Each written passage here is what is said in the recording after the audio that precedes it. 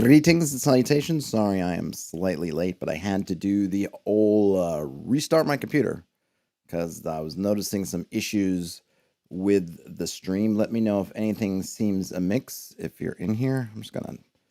I see the meter moving on audio, so that seems to be good. That usually tends to be an issue potentially when I come back from rebooting. That my audio's not quite up, but I think it's up. I don't think I have any particular notes today. Today is game night. Don't know yet if we're actually going to have game night, since sometimes things get reshuffled with very little notice, which is okay. It's kind of the nice thing about having somewhat of a small game with a small group. You know, we're all in the, especially because we're all in similar circumstances, just insofar as being parents and having to work with things, and and having jobs and all that stuff. So for us, if one of us has to bail out, usually with the players, I mean, obviously, if I bail out, the game is over. I don't tend to. My schedule is fairly open in the evenings, and my daughter's of an age and everything going on where she doesn't require as much hands-on care. So that usually works out pretty well. But some of the players have smaller ones that they need to deal with, and some of them have work stuff, whatever, life, as it were. But I thought, hey, let's talk about what's happened, because it's been a couple of weeks since the last time I did one of these, and we've actually had a couple of sessions. So let's just go ahead and dive in. I don't really have anything on the mind map. I might add some stuff in here. These were fun sessions because if you recall when I had done these last, hey, Elfbait, welcome. When I had done this last time, the party was coming back to town, specifically to Knobs Hill up here, with some goblins in tow. They had gone into the goblin caves and the caves of chaos. They had challenged the leader, who I had, gosh, now I forget what I had named him. They challenged the leader of the goblins, had won this kind of champion versus champion duel, but failed to put him away, and ended up kind of taking what they had won, some gold, and then retreating. But they had made this impression on the goblins. They had kind of said, hey, we won, we're the new power here, follow us. And so some of the goblin sort of women non-combatants that were witness to the duel decided to follow them, kind of went out with them. And then I remember I said afterwards, I kind of forgot to roll, meant to roll for the men, I didn't, so I thought, well, this will come up later. And during that stream, if you recall, if you were in here, I talked about some of the things I thought might come out of this, which is essentially nothing. Bonebreaker. Yes, I should probably write him down. I have him written down somewhere, but I have notes kind of scattered in. I have a DMs channel in my little gaming Discord where I kind of tend to put stuff, and I don't tend to look at that before here. So yes, definitely Bonebreaker. So, and I did write him down already. There is Bonebreaker. So they went back to town. They were coming back to town with these goblins, and they got as far as to a farmhouse where they spent the night. And the goblin, they'd kind of forgotten the goblins were trailing behind them, and I had actually forgotten for a minute the goblins were trailing behind them. But it made for a funny moment when they're kind of getting comfortable, and these farmer and his wife are sort of welcoming them with somewhat open arms, and then there's a knock at the door, and there are these goblins that kind of freak them out. So they all ended up staying in some kind of outbuilding, kind of a barn. And then we left that session of, okay, now you're going to go to this morning, you guys have rested, and okay, now you're heading to town. And then it talked about, well, these other goblins, I rolled to see some of these male goblins coming. I think it ended up being 6, and that these were going to be following behind them, and what kind of fun stuff might happen as they're traveling up the road and these other goblins are kind of following them. And I thought, there'd be some fun situations, interesting situations, see how they handled. And indeed, there were. So I'm rolling some dice and doing stuff, and I say, okay, you're kind of going up the road, and it's easy. It's early in the morning. There's not many people out, and so there's not many people when they're first starting up, and it's maybe a few hours from where they were. Once they get to the road, they kind of cut through some of the open sort of just pasture area that's kind of the joint. It's just open pasture for anybody to use. They left the farmhouse. They went farmstead. They get on the open pasture. They kind of walk through those fields. They get to the road. They pretty much know which direction, going essentially north is going to lead them to Nobbs Hill. Going south is going to lead them over around to Quarry Bridge. They know, okay, we're going to go north, and we know it's a few hours walk to Nobbs Hill. And at first, it's pretty easy walking. There's nobody on the road yet. Some of the farmers are kind of out and doing their thing, and they're not really paying attention.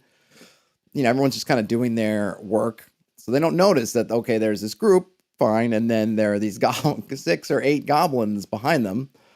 Maybe not so fine, but they don't notice. But then they're getting closer and closer to town, and so now they come up against a guy in his wagon who's, walking, but he's got kind of an ox or a draft horse, and he's got his wagon, and I think this is someone who had lots of like bundles of sticks and kind of wood sort of for fires and things. He's bringing into the town, and this guy kind of looks back and sees who's kind of walking up behind him, and he kind of freaks out a bit and starts trying to maneuver this slow-moving cart and this slow-moving animal kind of to get kind of as far away from the group as they can, give them a wide berth, I think is the words I used. And, this was kind of deliberate on my part because I wanted to start to foreshadow in some way. If we think about what the impact is going to be visually when they show up to town with a bunch of goblins. So this was kind of foreshadowing. We had some foreshadowing with the farmers who were fairly disturbed, but the party was like, no, that they're fine, whatever, they're with us. And the farmers, basically said, okay, well, you guys could sleep out there and just kind of keep them away from us, and hopefully everything will be fine. And they're farmers, and these are armed adventurers, so they didn't have too much choice, and they're kind of isolated in their farmstead. There's no 911, so they're gonna have to kind of live with these guys in their house already. So they're like, okay, you guys just stay out there, and it was fine. But now they're running into more people, and they're coming up in the town it is a walled town, and they can see the kind of the gates coming up. So they kind of stop. So they decide, okay, we're gonna pull over and we're gonna discuss how we're going to approach the town, because this did kind of ping their mind a bit, that okay, maybe people are going to look a little bit askance at us with these goblins. How can we play it off? How can we work out what's happening? I think at one point they actually had passed the wagon, but then they pulled over to talk, so the wagon kind of passed them again, and a little bit of comedy with this guy trying, kind of just looking back, looking forward, trying to sort of move his slow wagon kind of as fast as possible. But then as they're talking, I'm also narrating how the wagon's getting closer to the gates, and then he sees some guards, so then that person's talking to the guards and kind of pointing at the party. And so the party realizes, like, okay, soldiers are going to come up, or the guardsmen, whatever, the people manning the walls, the Viscount's men, some of these guys, and they're going to obviously ask questions. And I think they were banding about, okay, are we going to call them prisoners or converts, or how are we going to do this? And maybe we should kind of tie them up or, do whatever. So the guards do end up walking up to them, and the party's trying to sell them on the goblins, but they also say, like, oh yeah, these guys they're with us. And the guards are like, well, they're with you, okay, like, kind of, what does this mean? And they're trying to kind of, because the party, they really want to be good guys. They really have this desire to show everybody, no, like, we're the good guys. We're good. Like, look, we're doing these things, and we came back because we need to tell you what's happening so that you could be prepared, because really bad stuff's happening, and these are kind of our proofs that bad stuff's happening, that they're cool.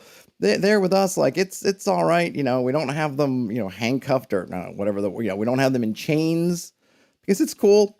And then, the guards kind of look past them, and that's where I have them looking back. Oh no, actually, I went ahead of myself. So I had mentioned that one of the things I thought these goblins would do was the goblins who were trailing them, the male goblins, the ones who were actually soldiers, were going to basically ransack that farm. And at one point, if I remember, I'm trying to remember the timing, right? They were I think it was actually when the guy with the cart passed them. So they had passed the guy in the cart. Then the guy in the cart passes them where they're huddling, and they notice the guy in the cart kind of looks behind them and is like, kind of eyes wide, and then he tries to move even faster. They look and they see this plume of smoke in the distance. They don't know really what it is, and they were talking about like, well, which side of the road it's on, and kind of where is it? And they're like, yeah, it's kind of over there, and it's out in those fields somewhere. It's a bit of ways. And they were kind of like, okay. Then when the guards come up, at this point they're trying to figure out this thing with they're trying to sell this thing about, oh no, the goblins are fine, and oh no, they're with us, and it's harmless, and with that. This is when, of course, I have that the other goblins who have been cutting through the cutting through the pastures, not kind of going over the road, but sort of just kind of beelining a little bit, sort of cutting to the chase, are kind of catching up to them. And these goblins are like, they're really kind of, they're sort of happy, and they're because they feel like they've just committed some Manson family-esque massacres, and so they're kind of hyped up, and these are their wives who they're running up to. Ian Boyd Ian says in the chat, goblins, that's absurd, sir. Have you never met the hobbits of the southern swamps? Yes, indeed. These were definitely not hobbits of the southern swamps.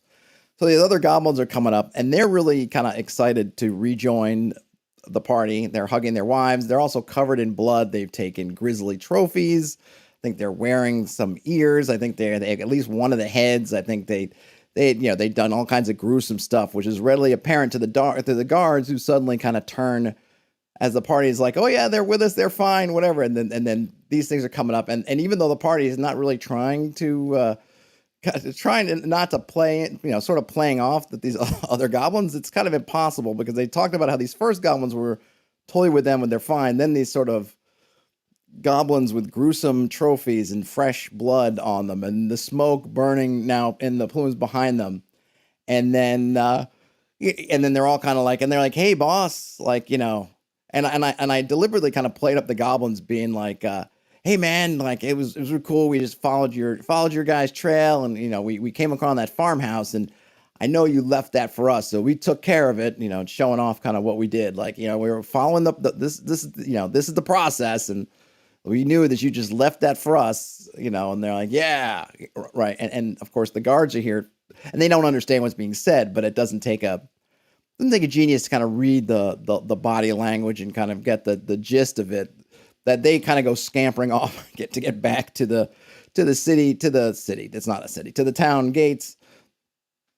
And of course the guy with the cart like trying to race in behind them, and then the gates shutting down. Nothing says in the chat, okay, the goblins will be fine starting now, right? So now the party has about 14 of these goblins hanging out with them outside the gates, and they're trying to figure out what's happening. They're still trying to play off to the town, like, no way, this is all this isn't exactly according to plan, but we're trying to help, and and now word's coming back. I think someone running up the road or on horseback, coming up, and obviously now word's kind of gotten out what happened to that farmstead. So it's like, no, it's we didn't this wasn't what we meant to happen, and hey, it's all good, and can we talk to somebody? Hello. So they were kind of stuck, but I had them have some guy, some kind of captain of the guard, who shows up, and they make their case that we have to talk to the Viscount, and I figured, the Viscount probably wants to talk to them. In the meantime, they are also trying to figure out what to do with now these, I think, 14 goblins, including a toddler goblin who they haven't looked at closely, and I'm wondering is going to turn out to be a human that they kidnapped from somewhere else before they met up with the party. I want to have some fun with that. I'm not sure exactly how to do it, but I thought the whole kind of fairy tradition of leaving doppelgangers and taking kids, I feel like this kind of plays into it. They haven't examined it. I've just kind of called it, oh yeah, there's sort of a goblin toddler or something. So there's definitely room for some things in there. Don't know exactly what I'm going to do yet, but something I think with that. So they're at the gates, and they're thinking, look, they acknowledging to themselves, like, okay, if we're gonna come in and see the town, either we have to basically chain up these goblins or do something, because we can't be walking around with them. Who knows what would happen? And I think I did try to let them, sometimes. So maybe this comes across I will give them kind of I don't want to say advice, but I will kind of tell them things that I just want them to keep in perspective, because we're all playing kind of a new world. These are not, I'll say, experienced players at playing in fantasy games, especially fantasy games like this, because I think the one player maybe has some fifth edition experience. Like most fifth edition games don't work like this, and they might think, I just think they put you in a different kind of decision space. For the most part, I don't want to paint with an overly broad brush, but kind of games. So I did mention them, like, if you take those goblins in there, they kind of have to be, it's gonna be assumed you're bringing them in for judgment or something, because no one would walk into town with a goblin like that and it just be like, oh hey, because these are in this, part of the whole mission statement of this whole campaign setting is kind of Arthurian sort of plus Dune. So the idea that these fairy sort of races, fae races, goblins included, they're kind of creatures from another realm. So everything is kind of weird with them. They're not just, it's normal. Oh yeah, they're goblins all the time. No, it's kind of a weird, like, kind of an otherworldly thing. We do have a dwarf player, and the dwarf had been around here a long time. Part of his backstory was he'd been there a long time, so he's kind of been normalized a bit in this area.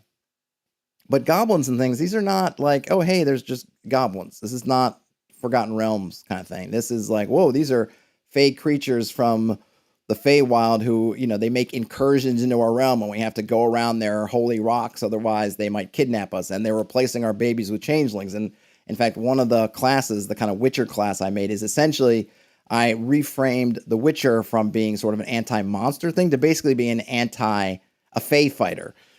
A class, a sort of training, a regimen that was created to combat from the human perspective Fae who would drop in and out and do things and then leave again. So they can't just walk in with the goblins and just and it has to kind of be that way. Otherwise, they're going to be it's going to be taken very negatively, or they'd have to explain it, which is kind of, how do you explain it when they just burned down a farmhouse? That's pretty much everyone's seen it. There's not really oh my gosh, well maybe they did, maybe they didn't. It's like, no, they're carrying the poor farmer's head over there, and they could see the wife's scalped hair over there, and you can tell that's her ears that the goblin has put onto a necklace that's wearing around a shirt. There's no room to kind of play it off as like, oh, but they didn't see the goblins do it. Nah, it's all there. So they're trying to figure this out. So what they end up saying is telling goblins, okay, you guys meet us back, go back the way you came, basically, and meet us back where those dwarven ruins are, kind of on the road, sort of in the hills, closer to home. We'll meet you there. You guys, and take your goblin ladies now with you. Take everybody, and you guys just head out that way, and we'll meet you, and you'll be out of trouble because you'll be kind of back in those hills, and you're going to be out of our hair, basically, because we gotta explain some things, hopefully, to the Viscount, and you're not helping us. You're not helping us with any of that. They could have maybe done something like, okay, we're going to have to give somebody up. They didn't do that. I was wondering if they would, because they feel they're ready to treat these goblins fairly cavalierly. They have discussed, like, wouldn't it just be easier just to kill them or something? Which I was a little bit shocked over, because normally the party kind of goes back and forth between being like hyper mercenary and then having all kinds of feelings. They obviously didn't do any of that. So they decide, okay, we're gonna send you off, and the goblins happily go off. I have no idea what they're doing out there. I probably gotta figure it out between now and tonight. But we'll get in that later. But yeah, they're like, yeah, just remember where you guys were, where sort of we were. Just go back there and just wait for us, and that's good. So the goblins, they kind of, and I even had some fun just playing like how happy they were, because they'd done the sort of, because I mentioned that when the kind of fae that sort of take on this sort of goblin type are all kind of about mischief, but part of this thing with this Ilder Stone is kind of warped that mischief into doing these kind of things. Yeah, it's kind of like that really grisly, like awful kind of mischief, the kind of stuff that, like, mad people do. Like, oh, like it was fun, we killed those people and decided to paint things in blood. Like that's the kind of mischief that they're doing now, as opposed to stealing a sock or something like that. So the goblins go off, and now the party is kind of trying to talk their way into the gates with this kind of captain of the guard. But I figured the Viscount would want to talk to them, because things are in moving in now. Nobody had seen goblins and anything like that around in a while, and now not only have they seen them, but the party, not intentionally, but they have this tendency to I don't even want to say put their foot in their mouths, because they part of it is just they don't know, because they're very earnest. So they'll say things like, "Oh yeah, we brought them with us," and of course everyone's like, "What?" So these goblins who just committed a Manson family atrocity on the farm, you brought them out? Like, we hadn't seen goblins in hundreds of years, and you brought them out? Like, oh, and then they're talking about, but then they're like, no, but no, look. It's not what it sounds like, but there's a whole army of them. And then they're like, okay, so then this army of them, you've gone and made contact with them, and now they have basically a trail back here? Well, I don't know, the trail, well, I don't even, and you did this? Well, you see, so they kind of just, they kind of they talk very, it's very innocent, right? It's very innocent. They just kind of they just kind of spill out this stuff, but they don't always think through the ramifications of what they're saying. So they end up kind of putting themselves on the hook for, yes, we have introduced goblins back into these lands that hadn't seen goblins for, who knows how long. And yeah, we did that. Yeah, there's also a goblin army, and potentially they might know somewhat about or have some linkage to here because of us. But they, of course they're like, but they knew about Bogwig, oh, Bogwig, maybe Bogwig, because remember Bogwig was someone that they actually tried to kidnap and force into service, and he ended up escaping. And now he's inside the town now, plotting whatever his thing is, but he definitely has he has a hard spot in his heart for the couriers, who in this same way had kind of named themselves, named where they came from, all very innocently, but basically gave out a whole lot of information that when Bogwig broke loose, it was kind of like, Gollum, where he was like, he knew, Baggins, Bag End, Shire, right? They just fed him this stuff, and he just worked it backwards. And so he kind of has been able to weasel his way in with the Viscount, and he's back there too. So, but the captain of the guard says, all right, look, the Viscount wants to hear from you what's happened. But of course, when they open the gates of the town, there's soldiers lining the gateway, and they are basically under sort of armed guard, and they had gotten this goodwill the last time of, hey, we took down one of those wolflings, and people were kind of getting back in their corner, like, whoop, whoop, the Quarriors, yeah, we're cool. And now, again, people are like, I knew they were bad, and, Bogwig was right, and all this stuff. And they felt this progress that they had made in trying to get back in the good graces of the town, sort of leeching away from them as they're marched under this kind of, under a cloud, under an armed guard, up to the actual kind of keep where the Viscount is. They have to give up their weapons to go in, and they hesitated a little bit on that, but they ended up doing. I mean, they didn't have much of a choice. They weren't going to fight off all the guards. And I think the one player who has a magic sword was afraid he was going to lose his magic sword. But I played it. They wouldn't have anyone checking for magic swords, and they didn't know anything. So that ended up not being an issue. But I know there was a little bit of fear of like, oh gosh, they're gonna strip us and get rid of our stuff. So they get into the audience chamber, and of course I have the nice moment where Bogwig has set up a slightly smaller kind of throne so the Viscount has kind of the big high seat, but then there's a slightly smaller seat that Bogwig's in, which again is this kind of idea of showing visually how Bogwig's influence is growing. So when they left, Bogwig when they had the first thing where Bogwig was in there, when they saw Bogwig with the Viscount, clearly Bogwig had some favor with the Viscount, but he had no chair. He just was kind of there. But now he's got his own chair. It's smaller than the Viscount's, but I think they made that connection of like, oh, okay, Bogwig's getting a little bit more comfortable, more, he's dug in like a tick in the court, so they have to deal with that. So the Viscount questions them, and they kind of try to pull through all this stuff, and the party is trying to, make chicken salad out of chicken-ish at this point, and salvage whatever they can, and they do try to lump Bogwig in, and Bogwig plays it off like, oh yeah, they know about me because they had captured me, and I had escaped from there when I ran into you guys, who then tried to make me your indentured servant. which is kind of, as I've determined now, kind of half true. He had been in with them, wasn't the prisoner of the caves, but had left and was in kind of tough straits when the party captured him. So there's some truth to what he's saying, but it's not the complete truth. And I think the party knows that, but they don't have anything to. It's their word against Bogwig's word, and right now their word doesn't mean a whole lot. So they start making promises. No, we're gonna do this. We're here to let you know, and we're for you. We're here to defend Nobbs Hill and defend you, oh Lord, and we're gonna take care of this. And the one's like, okay. And Bogwig is kind of turning it slightly so that when they leave the meeting, they are essentially kind of under this. I didn't have them. I should have had them. I should have had them do like a literal oath, which I didn't do. But basically, they had to leave. So I was like, okay, you're going to take care of this. You're basically banished until you do take care of it. You're going to have to, like, we're not letting you back in here. And what ended up setting is basically the terms for this was that, because they'd also talked about how the Wolfling was there. And I don't think they said it was prisoner, but basically the Wolfling's there, all these goblins are there. But we're gonna eliminate these threats, and we're gonna bring back the Wolfling Lord as kind of as our sort of proof of it all. But they also said, hey, like, will you send somebody with us?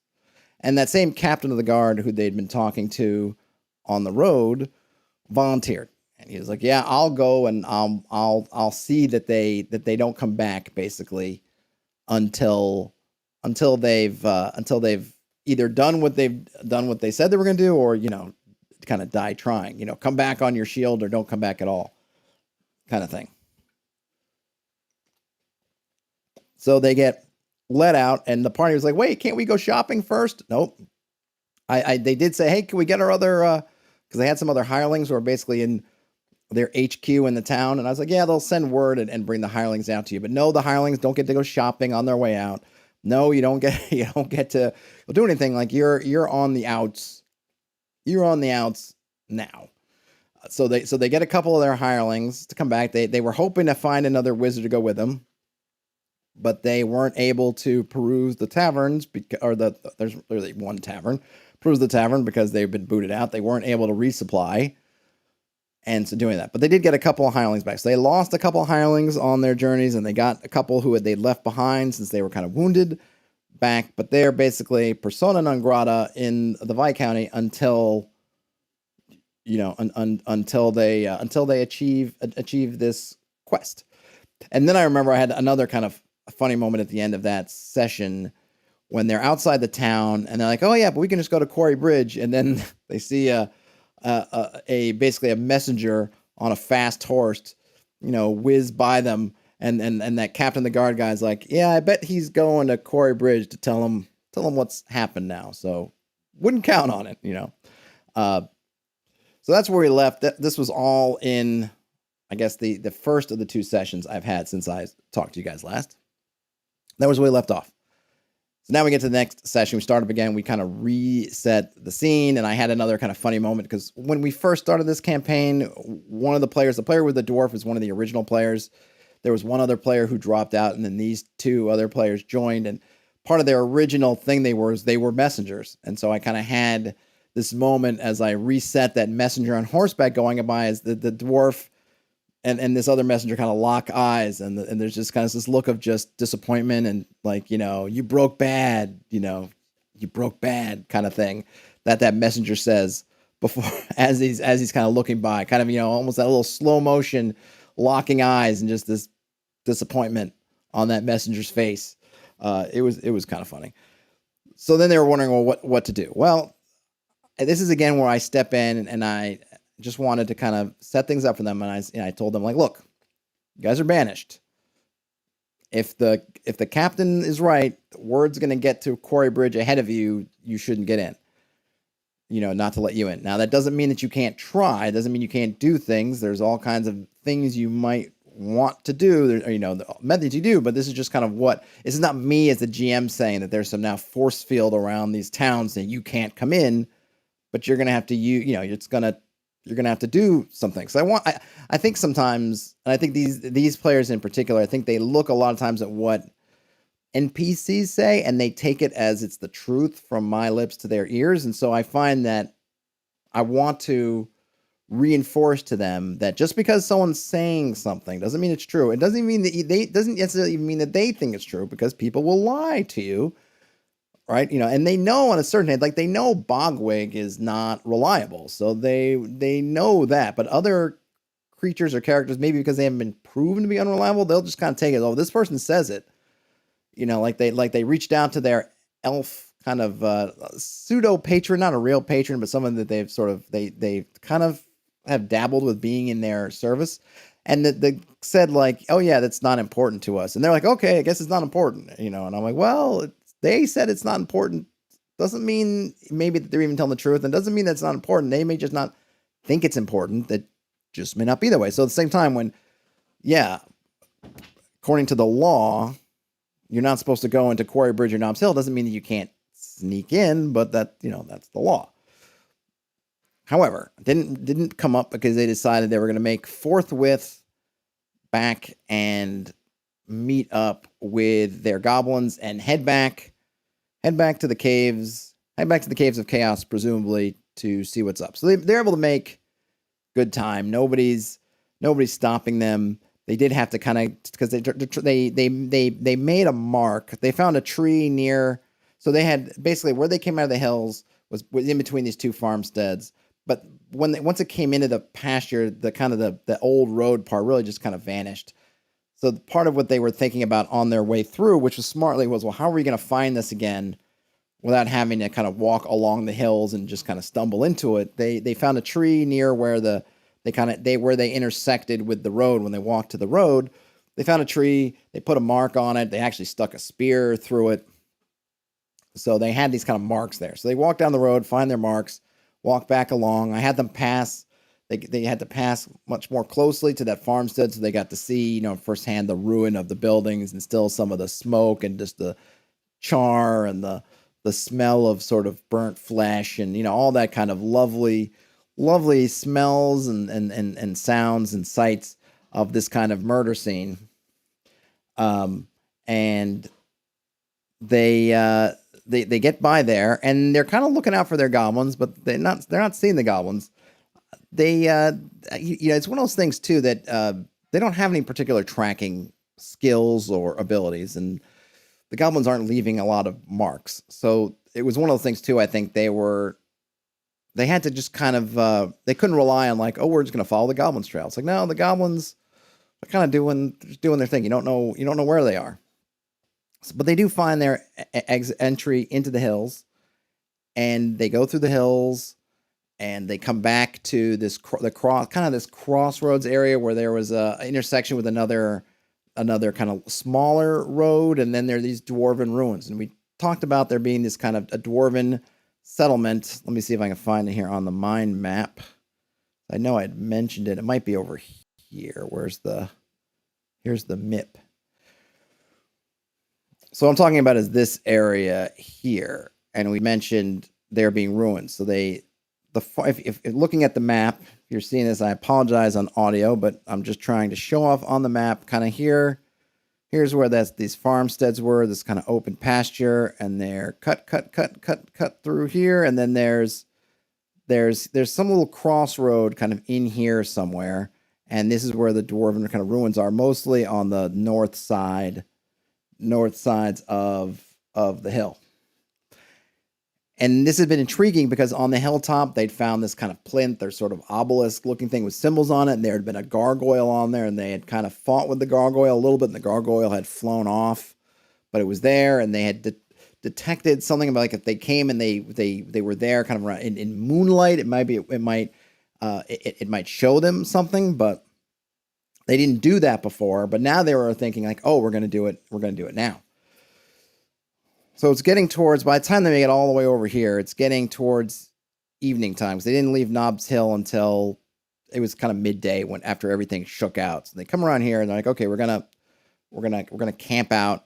So they start looking in some of these buildings that are part of these ruins, and they find kind of a warehousey looking one. I described it, and I actually have them finding. I thought this was kind of neat. I don't really know what to do with it yet, but I wanted to kind of part of what I was thinking about was what is this? There was a settlement here. It was a fairly prosperous settlement. What happened? Well, I think we discussed, and I thought, okay, there was something happened with the Caves of Chaos, and I think I determined that, okay, this kind of Iller Stone, this kind of thing that was turning things just bad, that had attracted this kind of evil cult thing. The dwarves had uncovered it. They'd been looking around the hills, prospecting, mining. They found this, and at the beginning, it seemed like this wonderful new. They hadn't even seen it before. This kind of really cool mineral or crystal, or I don't even know, really haven't really even decided what it is, but it's really neat kind of material. And then of course everything bad happens. But then when the fall comes, what does that look like? And I took kind of inspiration thinking about spells and different ways of looking at what some kind of spell-like or magical effects might look like. And I thought about something like a fireball, almost looking kind of the 5th edition fireball, where you sort of, a point and then just stuff like spreads out from there, as opposed to the kind of fireball launches someone's fingertips. But then I also thought about like a nuclear bomb, like Hiroshima bomb. So they're in this warehouse, and at first it's kind of creepy. And we have this dwarf player. He's in these dwarf ruins. So I really start to play to that player a bit more of like what they're feeling. Like other people are like, yeah, of course it's a little bit creepy because it's these kind of ruins, but there's a particular way it's hitting him because he's a dwarf, because there's a connection there, and he's getting more like he didn't sleep well that night in there because feeling this kind of unsettled, almost spiritual energy. Like this is a place where a lot of bad things happen that's just been, just kind of trapped here. And I'm thinking in my mind all these different ways where that might manifest. In this case, nothing physical happened, but he's just feeling all this kind of, this almost oppressive history, kind of spiritual history of this place. One of the other players is poking around, and I had mentioned that there had been kind of a whole bunch of sort of debris in one corner. The building they had picked was pretty intact. There was kind of one corner on the far side that had broken in, and there was some light kind of shining down on it, and there was some rubble there. But then there was another corner that had a bunch of rubble piled on it, and it wasn't really apparent, at least if it was part of the structure, what in the structure would have done that. Or there was no part of the structure had collapsed to explain all this debris. And I kind of said, well, you don't know what was stored in here. Maybe it was stuff, masonry. Who knows what was in this room? Because it definitely had a storehouse kind of look, but it's not like, here a wall fell down and that's just where the remains of the wall is. So one of the players starts poking in there while they're resting and finds that there's some kind of closed, a kind of hatch or something that's closed off. They felt a little bit of air coming through that underneath its rubble, some kind of hatch. And because the way I was sort of envisioning is a good deal of this complex is going to be underground. That here we have these outbuildings, things of that nature. When they have to move stuff, they're going to be moving out here. When they maybe were meetings, they would do things up here. But a lot of their structures for residential, so to speak, are kind of underground. And this is kind of outbuildings, storerooms, storehouses. Maybe if they had mercantile functions, this is where they would be kind of up here, and a lot of the other stuff down below. So I imagine that there would be these some kind of underground connections and spaces and things that would connect a lot of these buildings, and then other things besides kind of under the hills. And then you would have these buildings coming out. So they detected that. They didn't do anything more with it. It was like, okay, this is here. And they discussed a little bit whether they should pop open the hatch. And I think they decided not to for the moment, because they remember that, and when they went down that other hatch, there was a basilisk. There was a basilisk down there. So they were a little bit hesitant to kind of open more things and go down to such places, which was, it's a wise thing to do. I hadn't decided. I still haven't decided what's down there. And there would be a number of things. But yeah, the potential for other sort of monsters that had been let loose or trapped in there that were kind of, when you think of sort of monsters like if you recall, since it's been a while, the basilisk, the idea was that there had been a bunch of people down there with it. It had petrified them, and it was something that kind of lived a long time, and so it could kind of eat. It was just kind of eating through the petrified remains, of which there were many. So it could kind of live down there, just eating these petrified remains, and hadn't run out of food yet. I'm not sure what's down some of these other hatches and other things. I think definitely undead are going to play a role in here because, again, we have all kinds of something really nasty happen here. That kind of negative. I kind of like that idea that sort of negative energy, these really brutal events happen in places, and that tends to spawn or lead to fertile breeding grounds for undead, and that would probably be in some spaces down there. But I haven't decided yet. In any case, they didn't open the hatch. But then the one thing I had was that there were these big kind of open. There's probably some that would have had glass or some kind of windows, but they were just the openings. They were just the window, not the panes, but what do we call just the open holes in the building where windows were.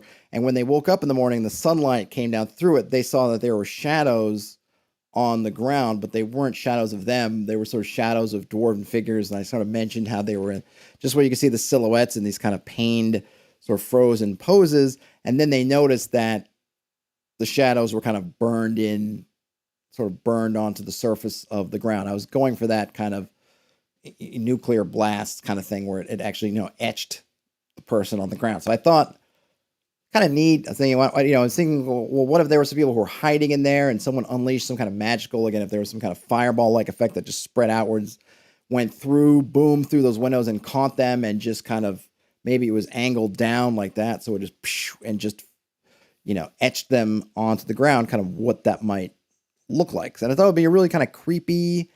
I thought it was kind of a creepy sort of thing. I don't know for certain what they thought of it, but I think they were certainly like, oh, this is new and different and maybe unsettling, which I hope so. That's kind of the point.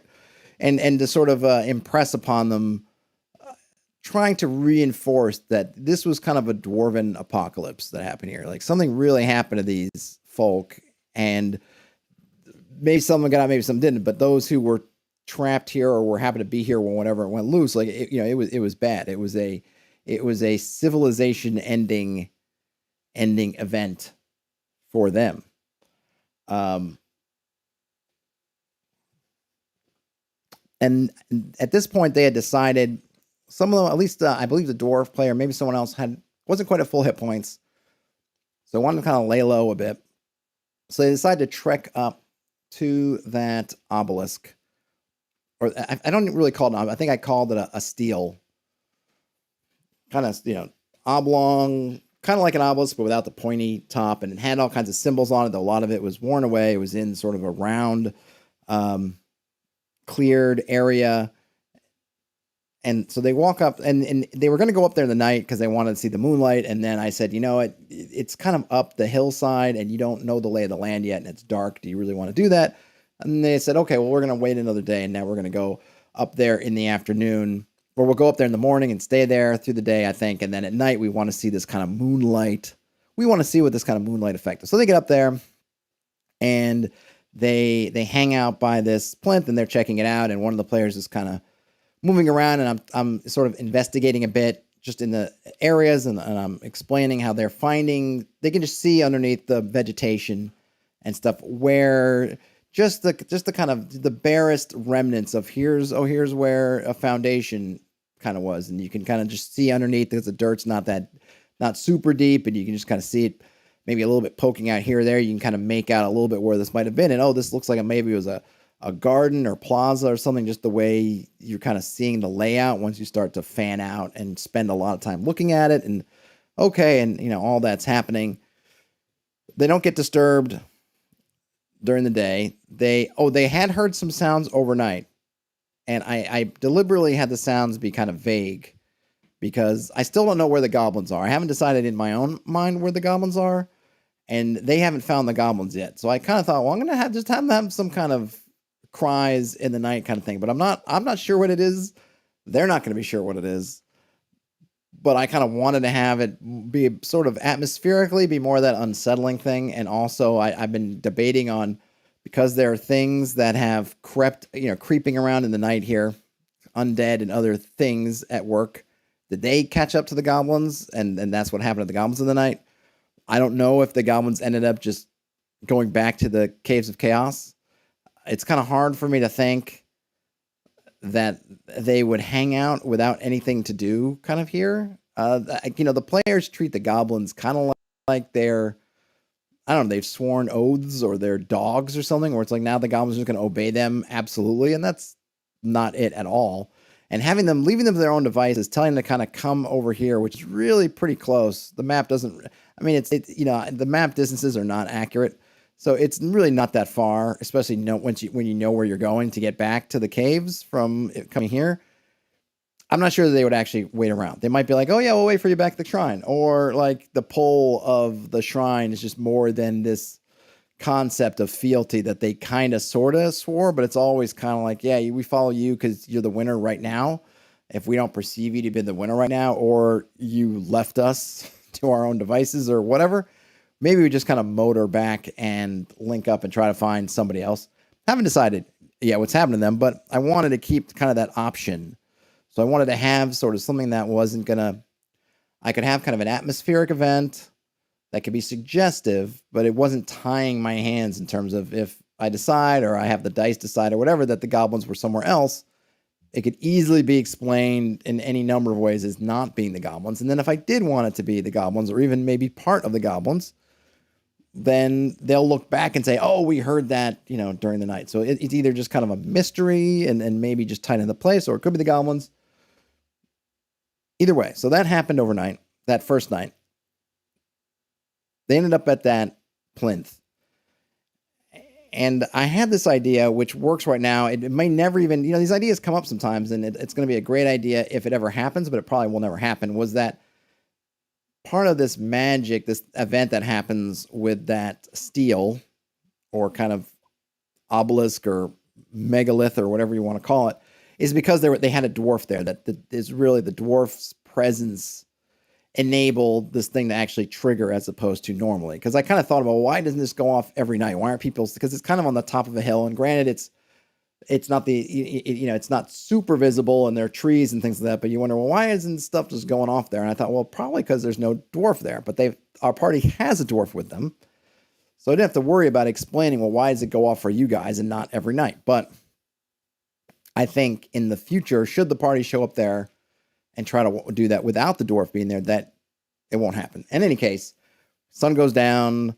They're kind of getting ready, and then the moon kind of rises and comes in a light, comes down, hits that plinth, and it sort of lights up. And I was a little bit nervous because the party had been kind of like, ooh, I'm looking forward to what this is, kind of like showing that anticipation, which made me go like, oh gosh, I hope I'm not saying something that's going to sound lame to them. Because the last thing I want is for them like, oh, I've been waiting months to see what this thing does. And then it's buy more Ovaltine.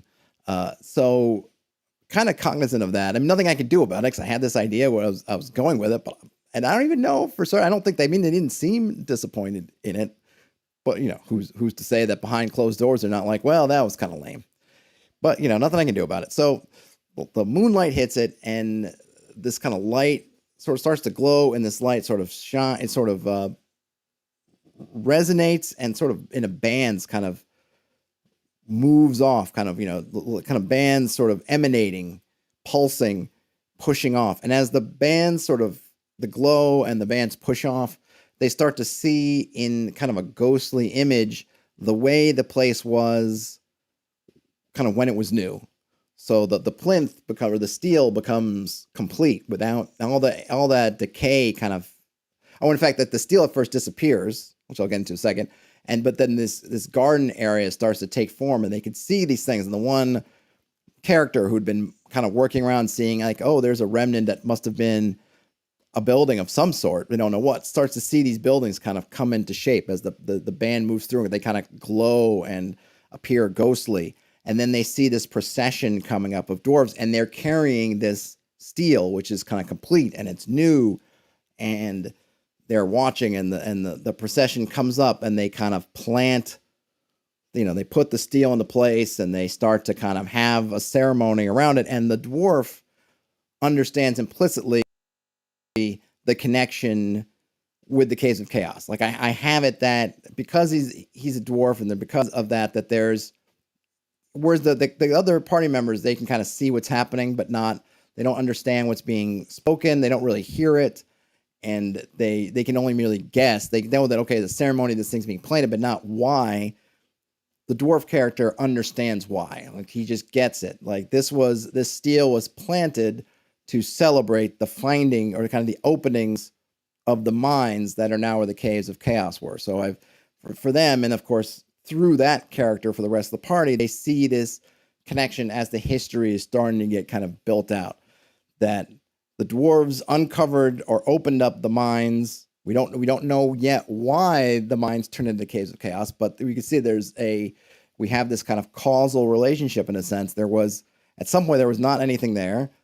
Then the dwarves opened mines, and then sometime later the mines turned into the caves of chaos. They raised the steel. They have the ceremony, and the dwarf. I also gave the player, the dwarf character, the sense of kind of what it was that made it special. Why are they celebrating kind of this whole thing? Were just these kind of new mines? It was because of this new thing that they found there.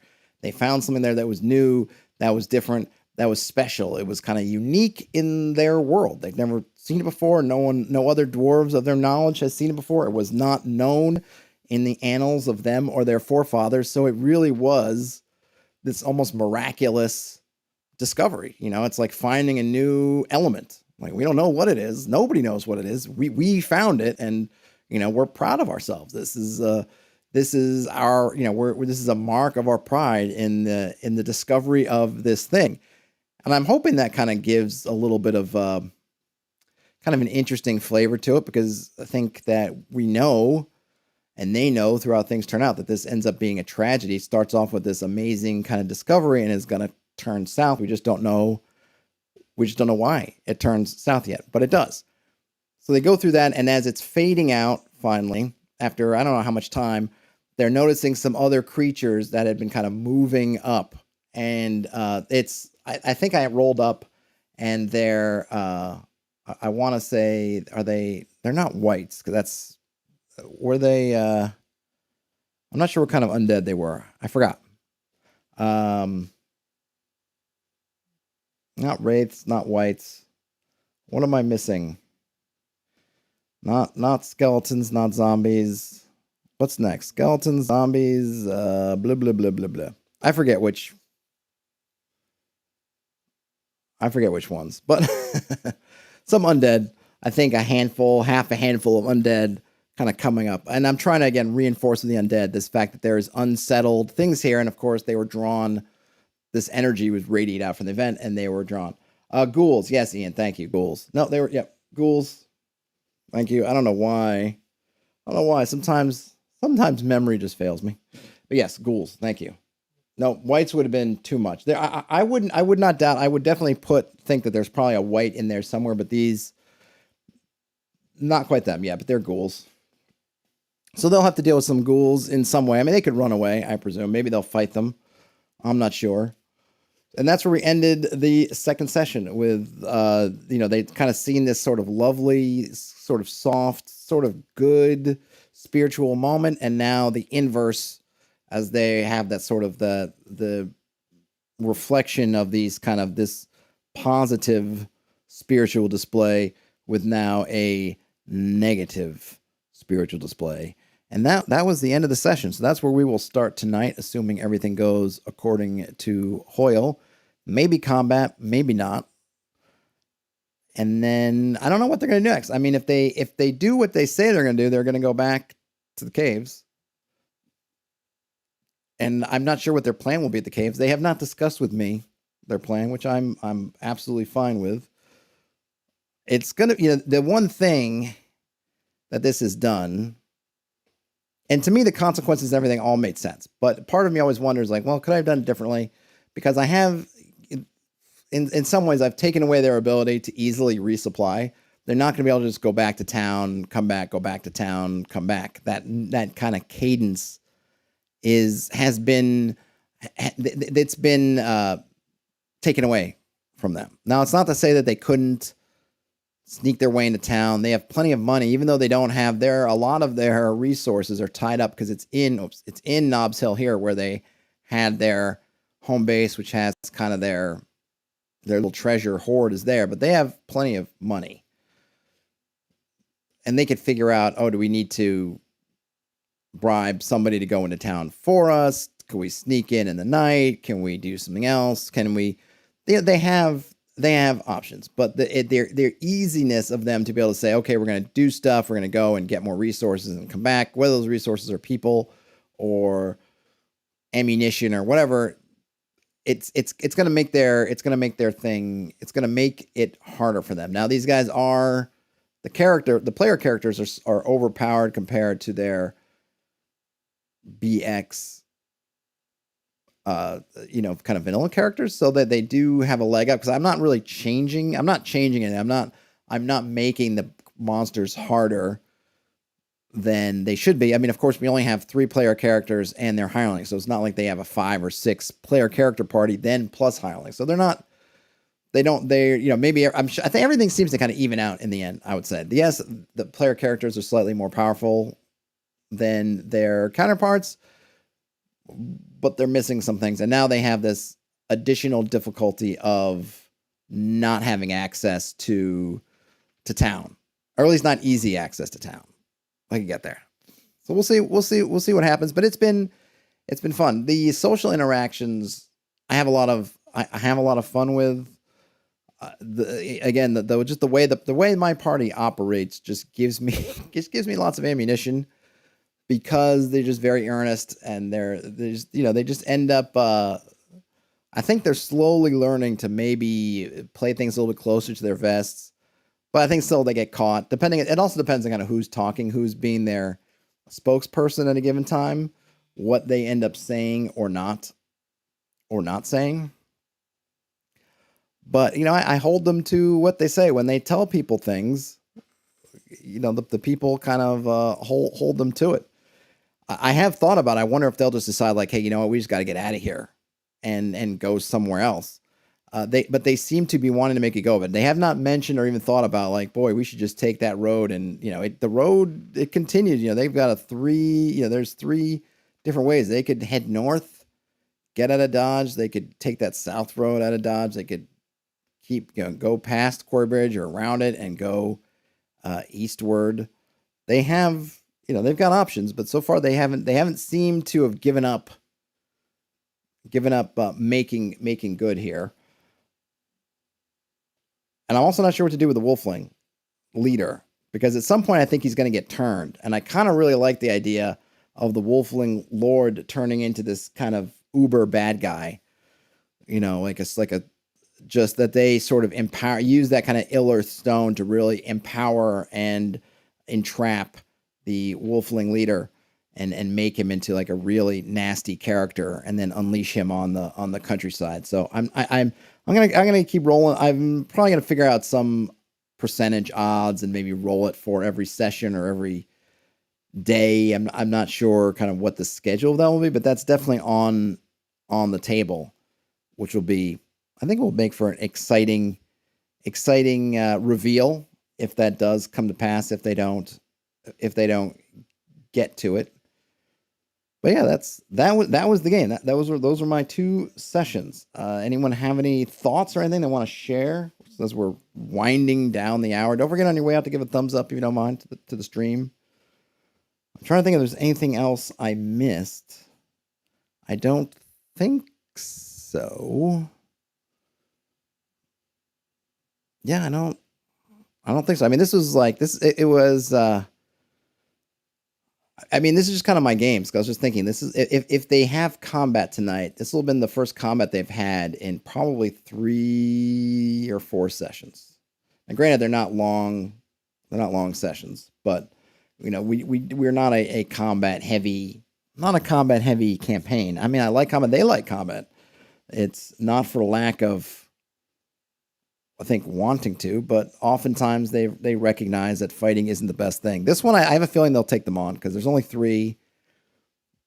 It's night, so they might feel compelled that they can't run. They don't want to run out into the night, so that we'll probably have fun with that. Hopefully, we'll see what happens. They have some hirelings. They could. I mean, I feel bad if they lose more people because they don't have a good way of getting more of them. But we'll see what they do. Hey, walking the path. Hello at the end. Hello. I'm just wrapping up walking the path, but if you listen through the whole thing and then you have some questions, drop them in the comments and I can try to answer. This was all social stuff for the past few sessions, so good times. And hopefully I get to play tonight, and then I'll have more to talk about on the next one. But I guess since the chat is quiet, so everyone must have all the information that they require of me, I will call it quits. Thanks for hanging out. Have a great rest of your day, night, wherever you watch or listen to this. Game on.